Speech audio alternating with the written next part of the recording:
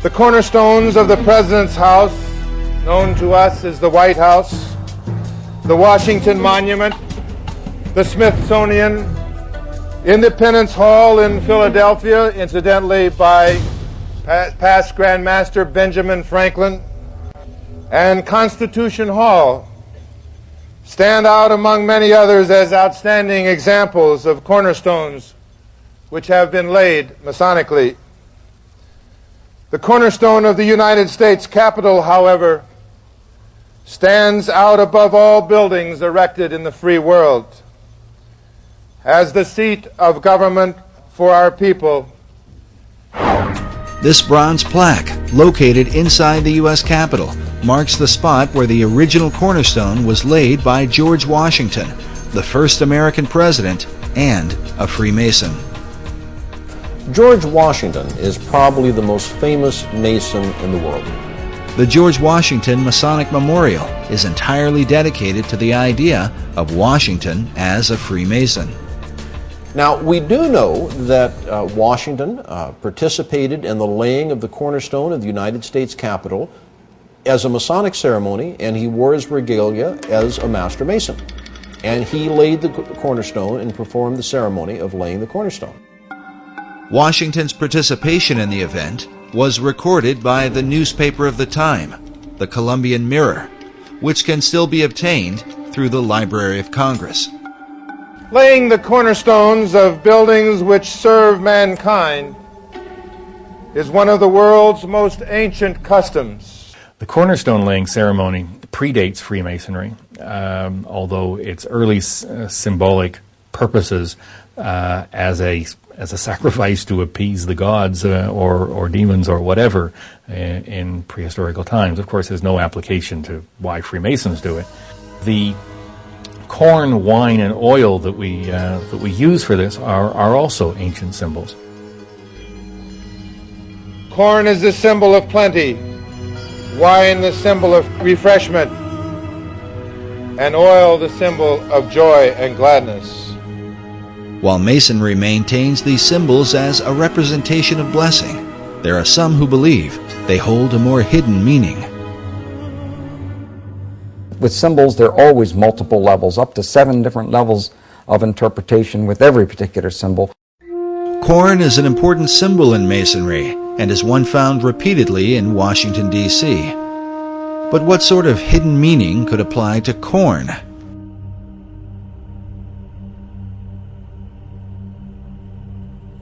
In Hebrew, the word for corn is Dagon, which became the name of a Babylonian god. Some believe this same god was adopted by the Phoenicians under the name Dagon. While Dagon was often worshipped as the fish god, he was also the god of corn. His son was known as Baal, who was often called the son of Dagon or the son of corn. Now, corn, of course, if we're talking about pre-New World times, would be any grain or wheat. To complicate matters further, in the Old Testament, we find the children of Israel offering corn and wine and oil to Yahweh, the God of the Bible. Yet at some point, God's anger was kindled against them for turning the sacrifice into idolatry. In the book of Hosea, God says of Israel, "She did not know that I gave her the corn and wine and oil, which they prepared for Baal." Notice again this Phoenician version of Baal, as a bearded man with strong features. Could Baal have been the model for the bearded male images that appear throughout Washington, D.C.?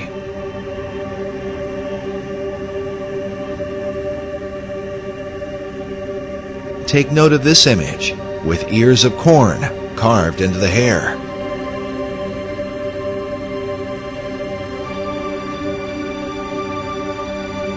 According to legend, Baal was once slain by the god of death and taken into the underworld.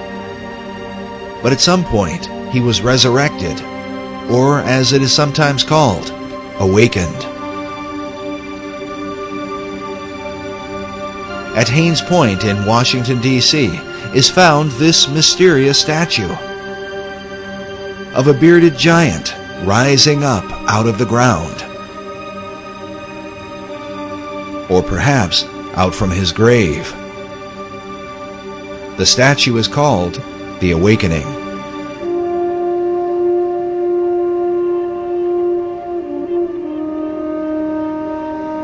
According to the Masonic Encyclopedia, another symbol for resurrection is the Egyptian obelisk, which is the shape of the Washington Monument.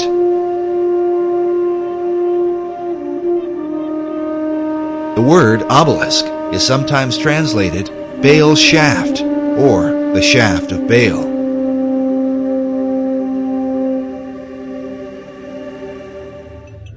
As a result, critics of Masonry argue that Baal, not Yahweh, is the real God to whom Masons perform their ceremony. May corn, wine, and oil, and all the necessaries of life abound among the people of the world. And may this building be continued and preserved to the latest ages.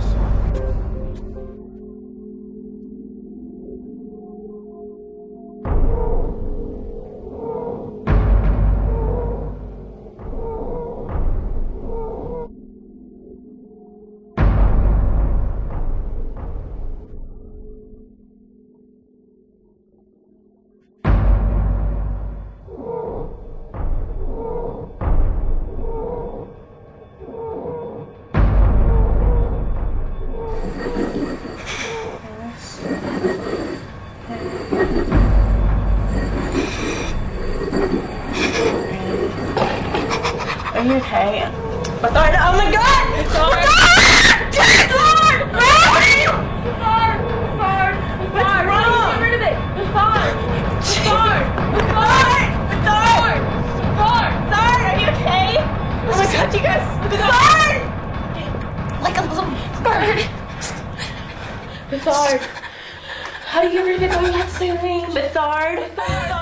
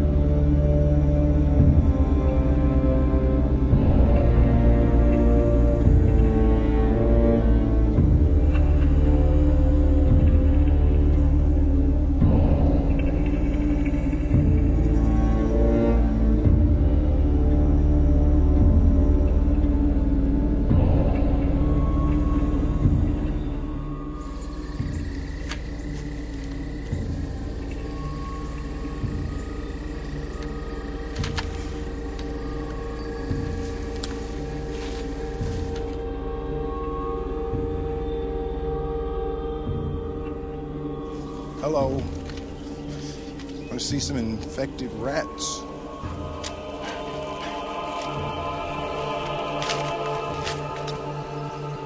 Okay, tomorrow. I'm gonna say hello tomorrow.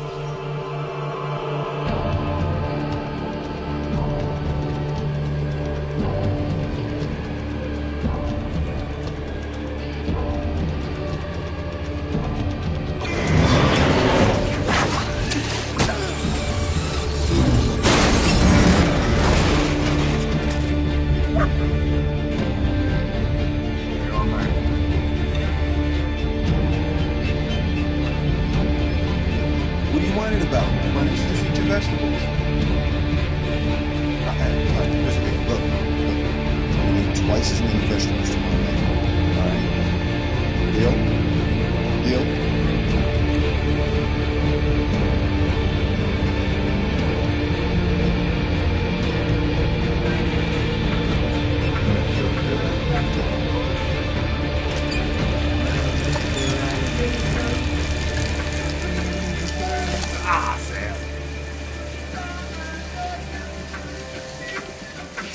sweet son.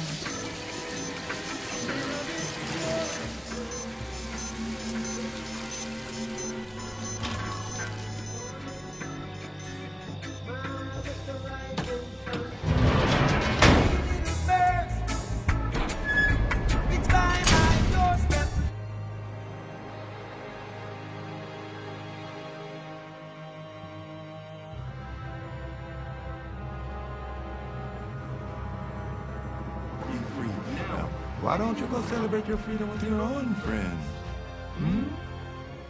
But, I don't have any friends. And I'm not going out there by myself. Hey, wait a minute, I got a great idea. I'll stick with you. You a mean green fight machine. Together we'll skin and spit out everybody that crosses us.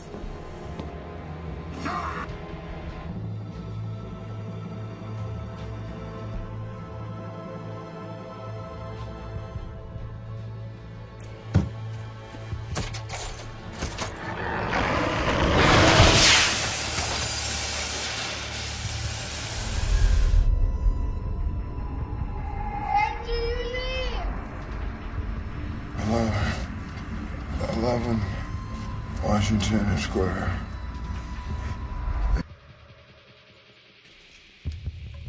Who are you? I'm Anna, and that's Ethan.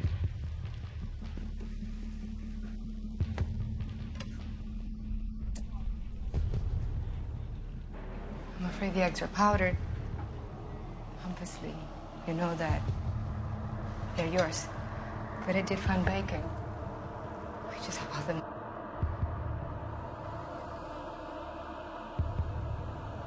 Can you cure her? No, this will almost certainly kill it, but it's possible by drastically reducing the body temperature, I can increase the compound's effectiveness.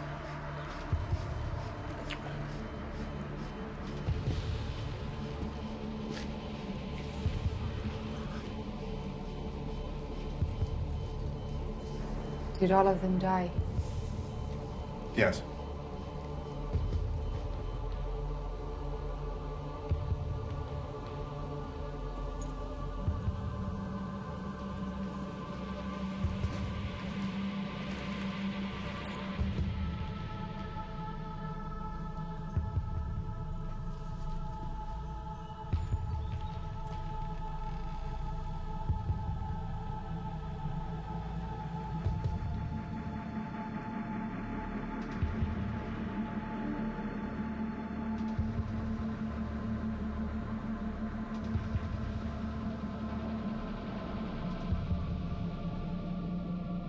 Mistake, my fellow Americans. You left my This Christmas mutating presents virus in is the a closet. lethal enemy. Hush now, Mark. It threatens the survival of not only our nation, but of every other nation Mommy, on the look, planet. it's a butterfly. Marley, enough. So it is with great sadness, but even greater resolve, that tonight I have signed an executive order initiating a military quarantine of New York City.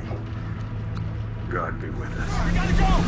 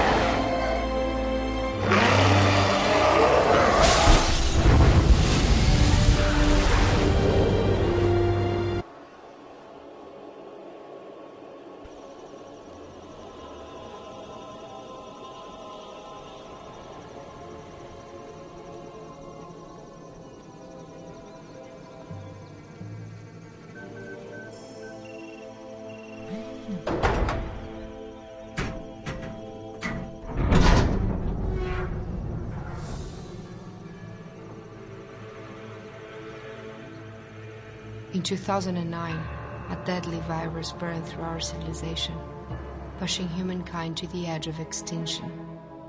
Dr. Robert Neville dedicated his life to the discovery of a cure and the restoration of humanity.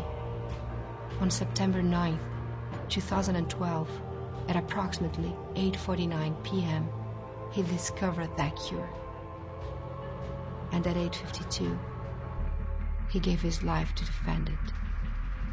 We are his legacy. This is his legend. Light of the darkness.